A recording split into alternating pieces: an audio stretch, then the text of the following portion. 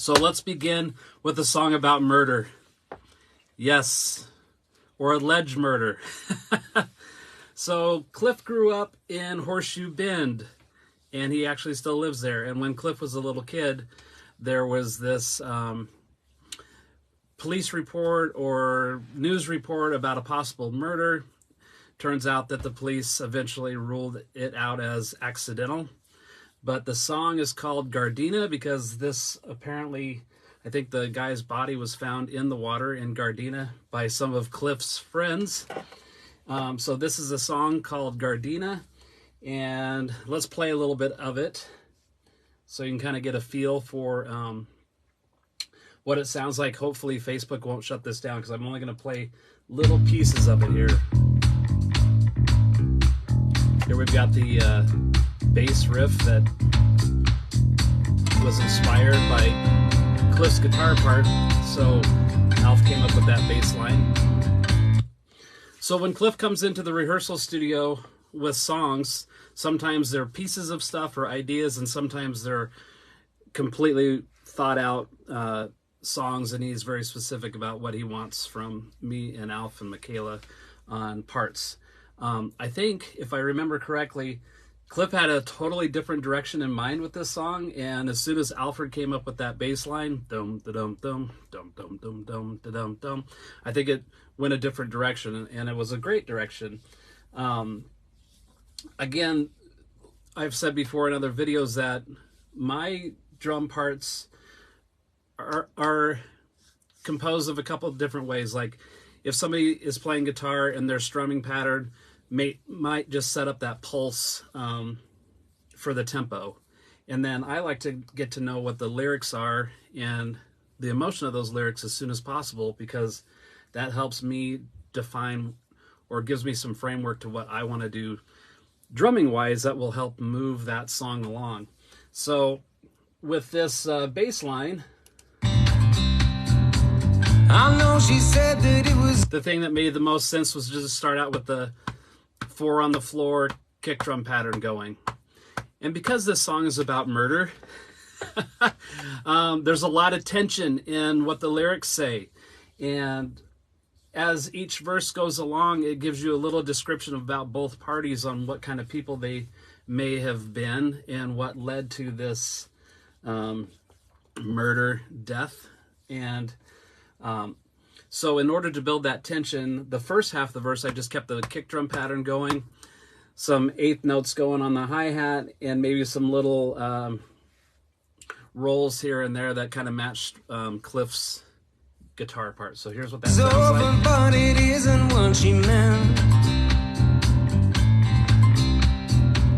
I know he thought my bed was empty 'cause I don't pay half the rent. Now we're going to meet in Gardena. So won't you meet me in Gardena? We'll discuss this man to man. So there at the halfway point of the first verse, Cliff's voice elevates a little bit, and these people are going to have a conversation about whatever their dispute is. And so the line is, why don't you meet me in Gardena and we'll discuss this man to man. And it talks about having a drink and shaking his hand, and the other guy says, well, I think you need to cool off, leave your boots on, and take a swim. So in that, I'm playing the cross stick on the snare drum rim, but it's a little unresolved because normally you go 1, 2, 3, 4, 1, 2, 3, 4. I'm playing it backwards, 1, 2, 3, 4, a 1, 2, 3, 4, a 1, which to me builds tension in this part of the song. So let's hear a little bit more of that. We're in agreement, have a drink and shake my hand. I think you need to cool off, just leave your boots on, take a swim. Leave your boots on and take a swim. Oh, gonna drop out rhythm here in a second. Let me help you in. And I love that. Oh, let me help you in.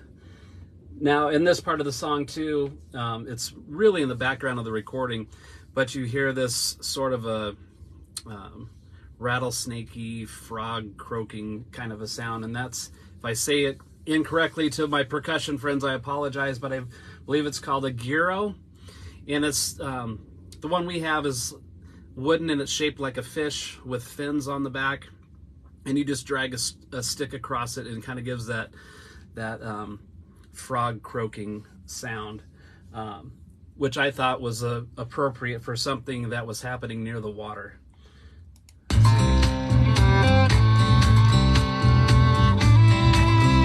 And this is where Michaela's introducing the fiddle. Turning pseudo into crystal in my tub. Okay, now this is the second verse. So I'm starting the second verse how I ended the first verse, and then I'm going to build from there. So I still have the cross stick going on the... I kept the drivers on the road, I scraped the dollars from the slums. Now honey, going back your bag, I think it's time we made a move. All right, now he's telling his girlfriend, let's go pack your bags. It's time we made a move. We're gonna head to Mexico. So that would leave you to believe that this murder has happened, and now they're going to try to skip town. And so the second half of the verse, I decided to play again another reversed drum fill, where normally you would toms and tonal qualities descend in tone. So when you're making an emphatic statement, usually your voice goes down. And so musically, also, drum fills tend to go down in pitch. Now, if there's a question, then a lot of times the drum fills will go up in pitch. And so the second half of this verse is now something's happening, and we want to know what that is. And they're talking about heading to Mexico, because now this guy has murdered somebody. And so I still play the cross stick, but I'm going to hit the floor tom on beat 2 instead of 4. So normally that beat would be reversed. You would go 1, 2, 3, 4. 1, 2, 3, 4. This time I'm going 1, 2, 3, 4. So again, it's building tension. There's no need to worry. There is nothing they can prove. But I think this town's a little hot. It's time to head to Mexico. Down. Up. Simple slow. There are some things that you should not know. I won't you let it go. All right, so that's the first little piece of the chorus, where we're talking about there are some things that you should not know, and stop asking questions and just let it go. And in these choruses, I go to the double time thing. So instead of 1, 2, 3, 4, it's 1 and 2 and 3 and 4 and 1 out. And this is where the fiddle solo is going to be. And in a moment, you'll hear live. I was playing on the rim of the toms, like this 30-second note to simulate the sound of a rattlesnake.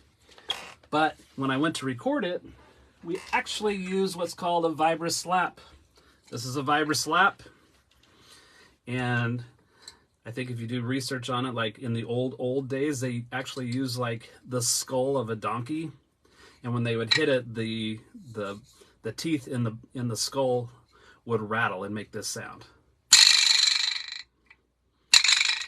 So as we start this solo section, you'll hear that sort of rattlesnake sound, and that is that vibra slap. And then as the fiddle solo goes, I keep building the drum parts very similar to how the first two verses went. And so we're going to hear that vibra slap here in a second.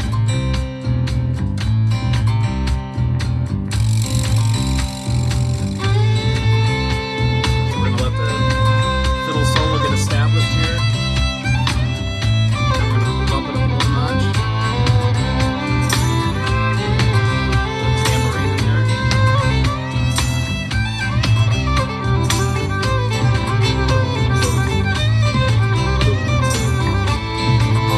Michaela played fantastic on this. I heard some girls from town went swimming, found a body by the bridge.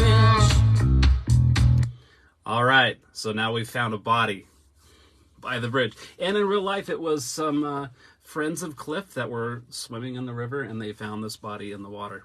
And so it's sort of a urban legend up in the Horseshoe Bend, Gardena area. And this is again where the first half of this third verse is exactly like the first half of the first verse, but this is like the murder actually happening. So midway through the third verse, Alf and I kick into like full drum beat, little harder hitting bass pattern. But Alf's bass part really stays pretty rooted the whole song, and drums, lyrics, and melody, all of that affect the dynamic of the song. So here's that third verse. Police investigated, they decided it's an accident. But I heard his last confession, he was ready to repent. Even when you're sorry, sometimes there's a consequence. So I held him under a little longer, let the water take his sins. So to me, when we were playing that second half of the third verse, this is like the murder's actually happening, or the supposed murder, and it's telling it from the point of view of the guy drowning. The other one is like, well, even though you're sorry, there's still a consequence. And I held him under a little longer to make sure that the water takes his sins. Pretty powerful stuff, and it was kind of this excitement release. And so full beat at that point. Now we're going to go to the chorus about, again, like, maybe stop asking questions, leave this alone, because you don't want to be digging up stuff that shouldn't be dug up.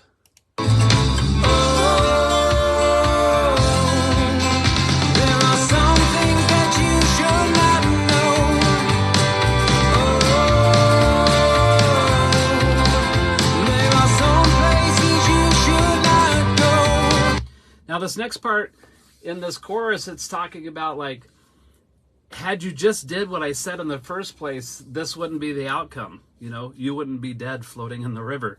And so, you know, what do you think was going to happen when you tried to take my place? And you should have heeded the warning and all of those kind of things. So here's a little bit more of that. What do you think was going to happen when you tried to take my place?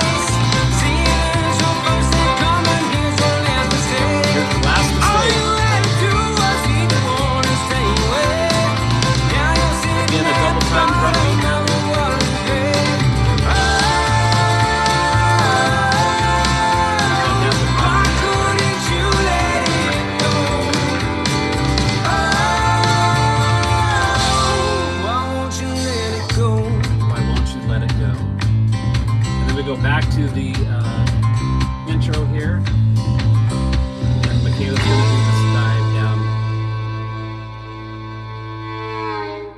Yeah, pretty great stuff. So that song, when people have heard that song that we've played live, and people that have come and seen many shows have tried Googling and researching online, like, did this murder actually happen? You know, what the details of it were. But again, this happened long time ago. Cliff was just a small child when this happened. And so it was kind of a urban myth or legend, if you will, up in the Horseshoe Bend, Gardena area. And so the lyrics are not specific to any persons or parties or anything. It was just like, this was a supposed thing that happened, and then conjuring up like a story that would fit that, which I think Cliff did an amazing job of putting that together. If you like that song, which I hope you do, please get on Spotify and add it to your playlists, or check it out on any other of these music platforms that are available. Again, the song is called Gardena, about a possible murder. All right, have an awesome day, and go download that song, add it to your playlist. Thanks, we'll see you later.